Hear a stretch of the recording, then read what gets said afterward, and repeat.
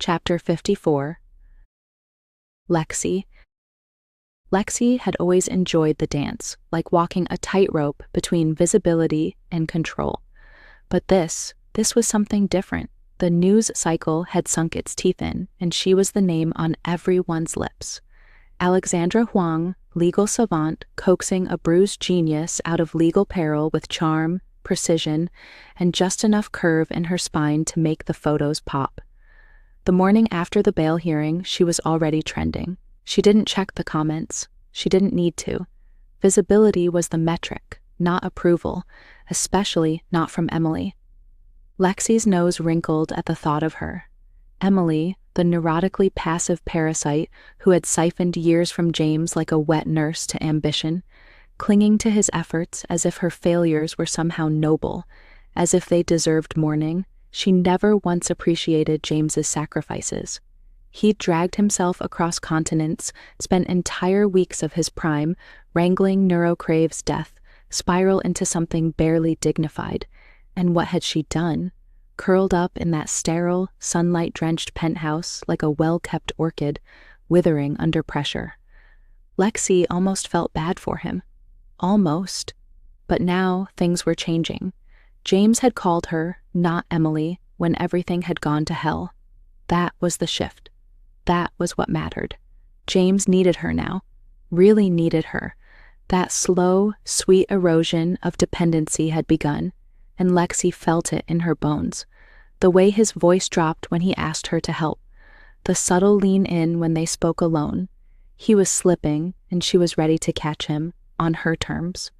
She stood by his window the night after the release, one leg curled beneath her on the leather couch, a half-empty glass of Barolo in hand, waiting for James to return from what he said would be a very quick visit to his skiff. She heard James cursing and muttering, the tension in the apartment rising steadily. So Lexi did what Lexi does in such situations. She sat on the couch and reached into her purse, sought out and squeezed her owl coin, pressing hard and feeling its edges through the fine leather. The sensation of the imperfect shape began to ground her and delivered a promise of relief. As James was taking longer than expected in his secured room, she worked the coin out of its lair with her fingers and found the owl's eyes with her forefinger, gently caressing its form. Relief came, but not enough. She needed to see the owl's eyes, an irrational habit turned private ritual. It had almost become a superstition, a mental necessity for her. She needed to quickly steal a look at the owl's eyes looking back at her, with the ancient wisdom it symbolized, as if the ancient silver imparted wisdom from its age-old form. James entered the lounge, agitated gait, face reddened and chin extended in a clearly distressed, somewhat aggressive state. Despite his clenched jaw, he blurted out, "They locked me out of my skiff, Lexi. I can't get into my own skiff." Spittle from the angry outburst sprinkling her face with gross little droplets. She wanted to wipe it all away, quickly, but she couldn't. Not yet. But something just connected with James. Maybe he misinterpreted her spittle response as sympathy, but whatever it was, for whatever reason, he looked deeply into her eyes and seemed to settle. It was as if he had finally been seen and understood.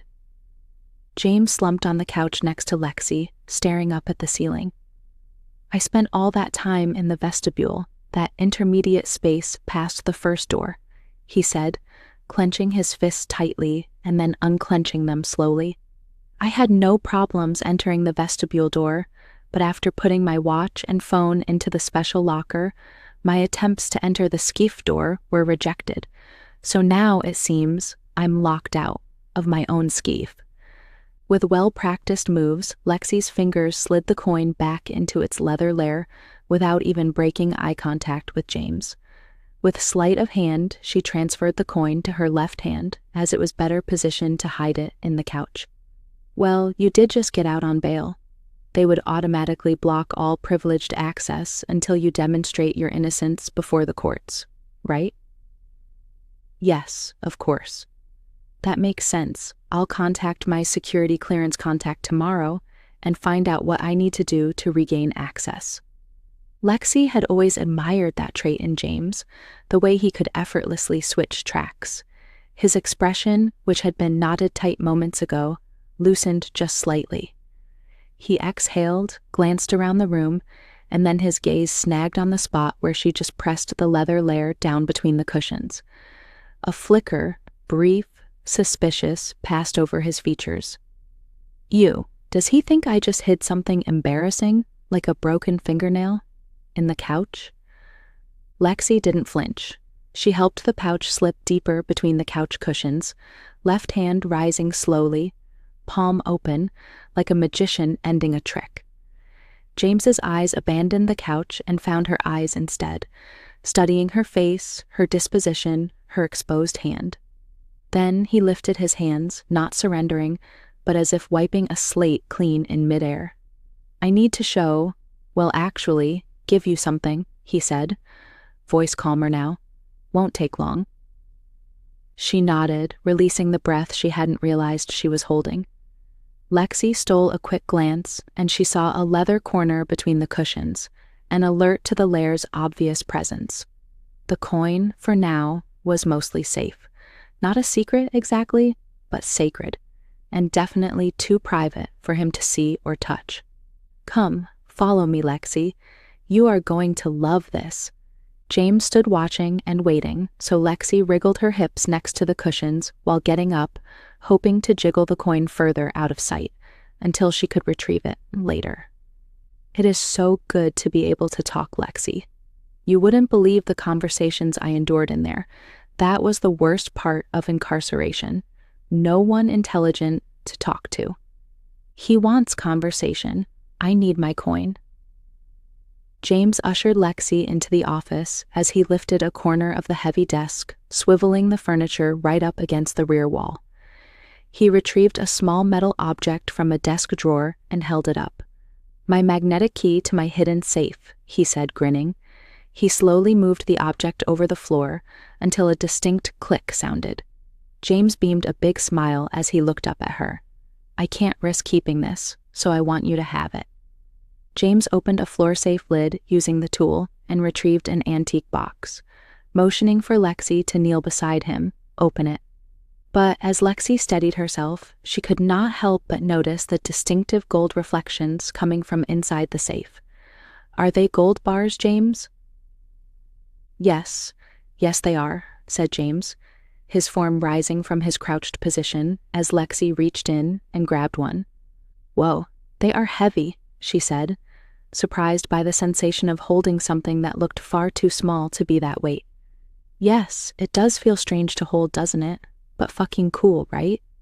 James paused, staring at the gold bar in Lexi's hand. They are each 100 troy ounces of pure 4/9 gold, nearly 7 pounds each, and I have 12 of them. That's millions of dollars worth, right? Yes, about 4 million, but that's not what we are here for.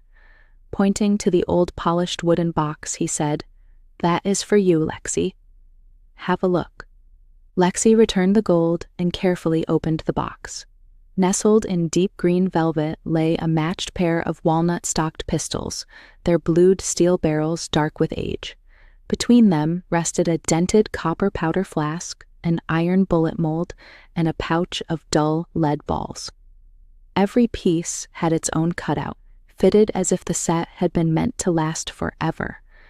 A folded certificate lay tucked in the lid, its parchment paper confirming what the eye already knew: provenance, Gettysburg, authenticated. Oh my God, was all Lexi could say. James let the lid fall, and the box closed silently, the velvet absorbing all the sound.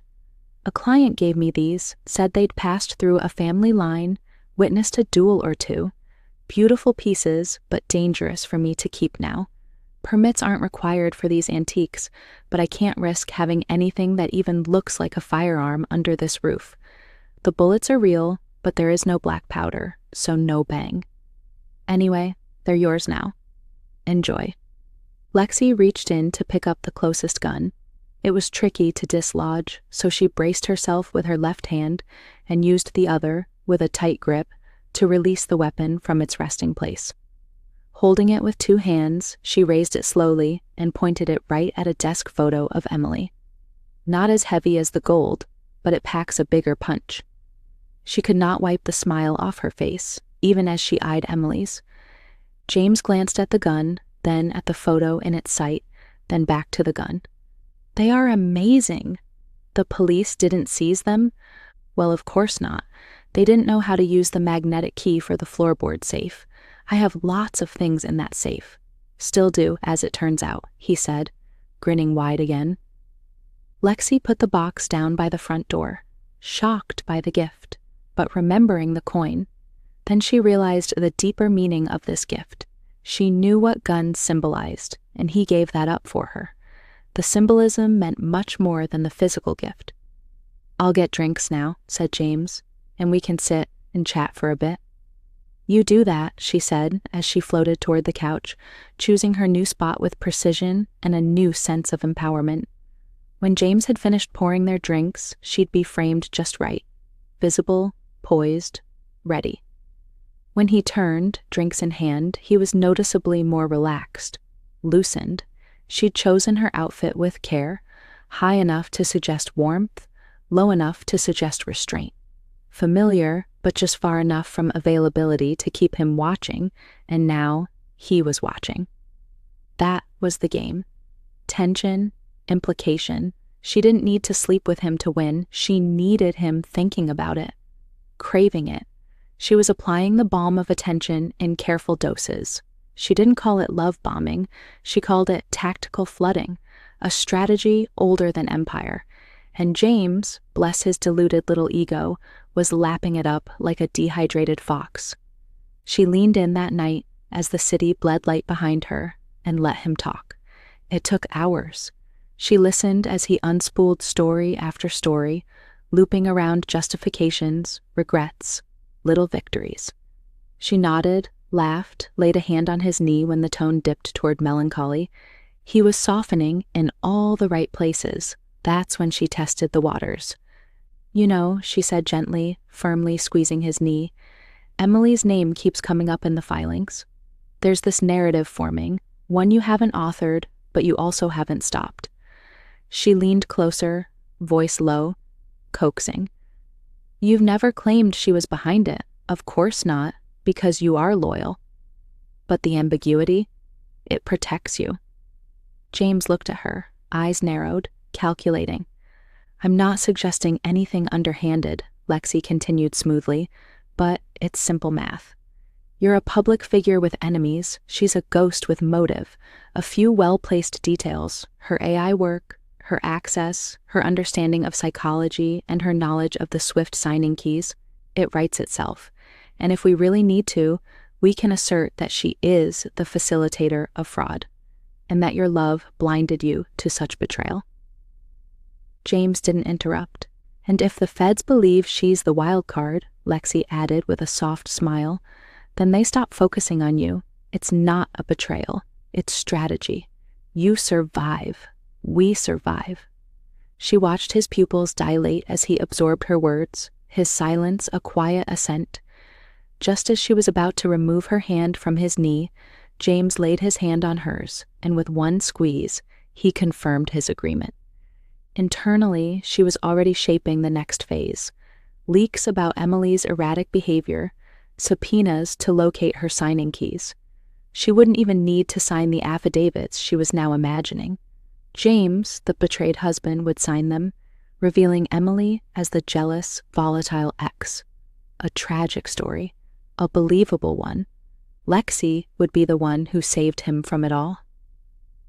"Let's make a start on this tomorrow. What do you say?" After a short pause, James stood up and started pacing around the lounge room. "You know, Lexi, she took $200,000 from my account on the morning that everything went wrong. There must be solid evidence that she orchestrated that transaction. Let's lead with that." "Great idea, James, but I can see this is very upsetting, and we are supposed to be celebrating your bail and relaxing. Let's begin Emily's methodical takedown tomorrow. Tonight, let's just relax. Can you please top up our drinks, and then let's sit and just..." Look out your amazing window for a while." "Okay, good idea, Lexi. I'll put on some music as well." I sat in that cell, night after night, dreaming of being here, relaxing, but now that I'm here, it's harder than I expected. They both sat on the sofa in silence, close, but not touching. After about 5 minutes, it came. The real treasure. The kind of gift no skilled manipulator ever rushes. He'd paused, glass to his lips, gaze unfocused. "You ever get scared?" he asked. "Scared by something stupid? Really stupid? So scared it reconfigures you." She blinked slowly. "Yes," she said softly.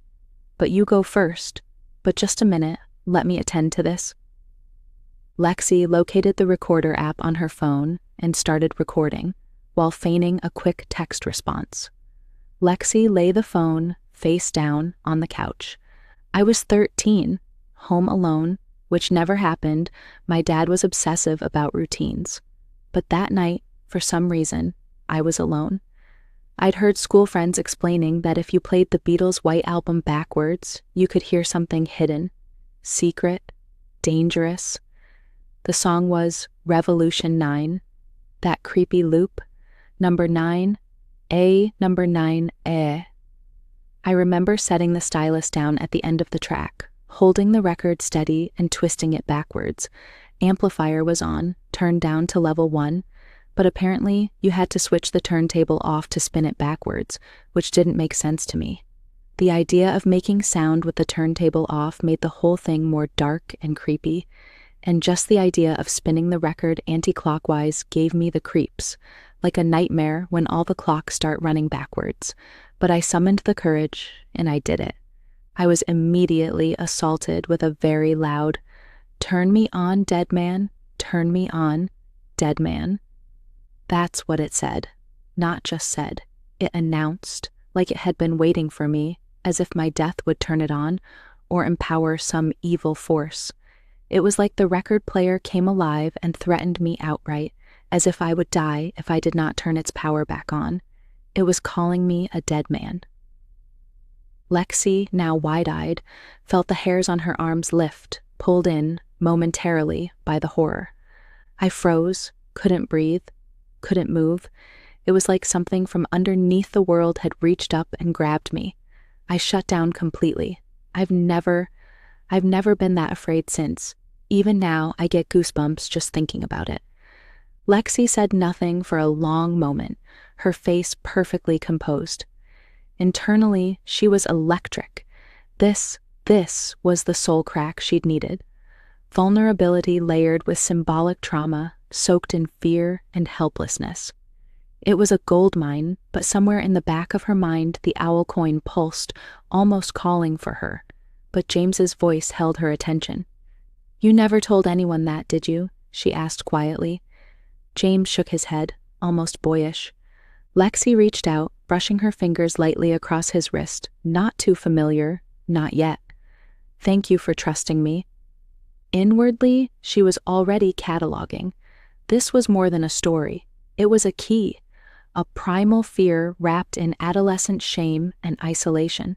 She could use these 100 ways, mirror it back during stress, undermine him subtly in meetings with a reference, or gift him strength by helping him conquer it. It was leverage.